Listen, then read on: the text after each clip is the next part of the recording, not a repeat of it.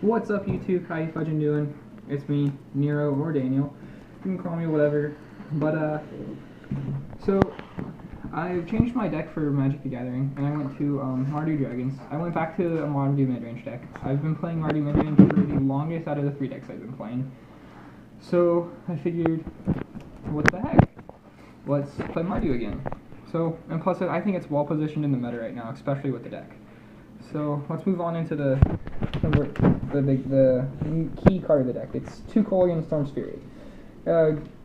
Same convert mana cost for dash, and it has a great effect. Whenever a dragon you control attacks, creatures you control get +1/+0.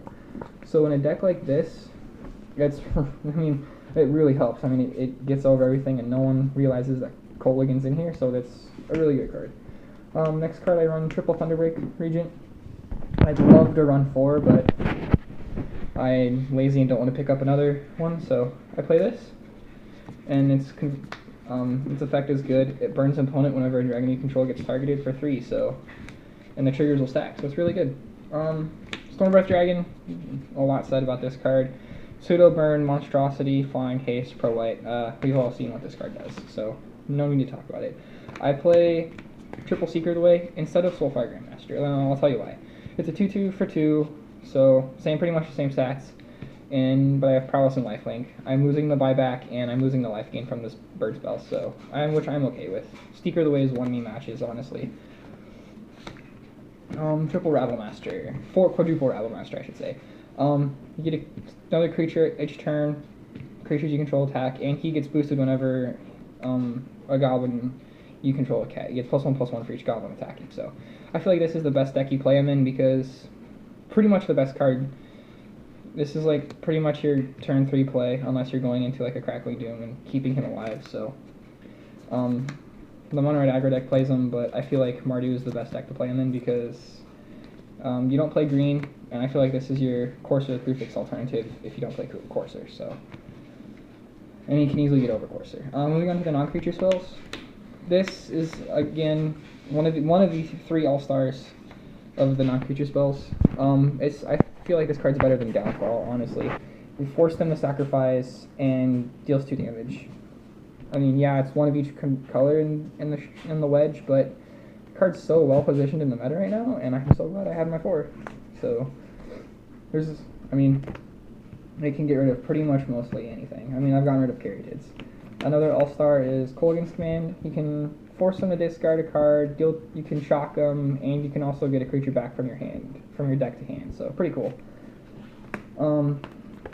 This is like your last 3 Crackling Dooms. It's like your 5, 6, 7 Crackling Dooms, except you gain 4 life if you reveal a dragon or have one in play, so most of the time you do, so.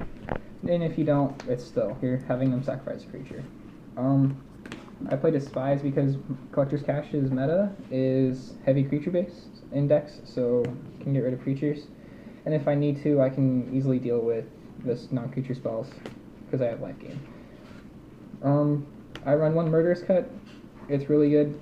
I really don't think you need to run more than 1 in the main deck. I run another one in the sideboard, but you're casting this card for 1 all the time, and you're killing most anything, except anything with Ice Proof. So, before Dragons came out, I played Lightning Bolt, Lightning Strike, I should say. But now I play Draconic Roar. It's Lightning Bolt, and it's 2 Lightning Bolts in 1.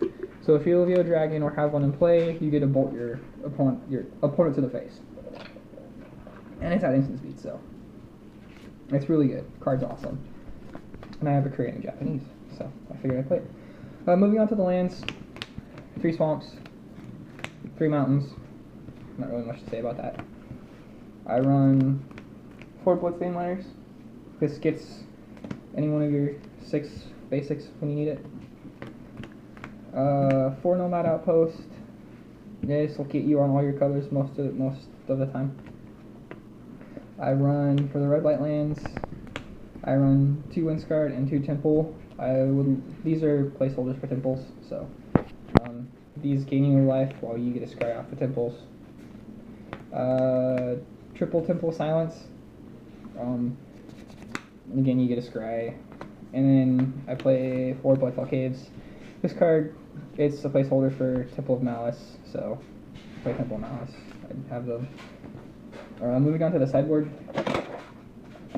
The sideboard is pretty awesome. It's different from what you would see. I play 2 big Mama Kolaghan, or otherwise Dragonlord Kolaghan. I board this in against creature heavy decks, and I take out Baby Kolaghan. So hit them for 10 every time they play a thing, as long as it's in the graveyard, or a creature or planeswalker card. So, and it's got flying haste, and it's a Hammer Perforos on a stick, pretty much. Double Crux of Fate. Against the mono red aggro deck, this gets boarded in, and I'll just take the damage, and then I gain it back all with Seeker of the Way. So they never say this coming, so then they're like, oh, well, try to reestablish board state. Well, I have all my good stuff in hand. Double Utter End. I play this over Downfall because exile non-land permanent, so that's good. Utter End's pretty solid. I don't know why it's played often. For control matches, I play Outpost Siege. I choose cons, and I get card advantage over them. Read the Bones against the control style decks or some mid-rangey decks, so I can get some card advantage over them. I play 2 Master of the Unseen. I have yet to board this in. I'm board this in against the mirror match, so I can get more creatures in play. I'm probably going to put this out for, like, I don't know, maybe like another Utter End and a Crux of Fate maybe. So again, I've been playing the deck for a week now, so and I love it. 1 more Murderous Cut. As I said, I play 1 more in the sideboard. It's an amazing card. You're casting it for 1 all the time. The 4th Foul Tongue Invocation. I board this in against creature heavy decks. And 1 Ultimate Price. Most of the time this is for the aggro decks, or most anything that's monocolor based decks. That's the deck. I love it. It's great. I've loved the Mardu deck since the deck came out, pretty much. And this video game was unofficially sponsored by Collector's Cash, so they're great. They give you great deals on singles, and they have most anything you want out of the card shop, and they're nice. So this is Daniel signing out, and I'll see you guys next time. Peace.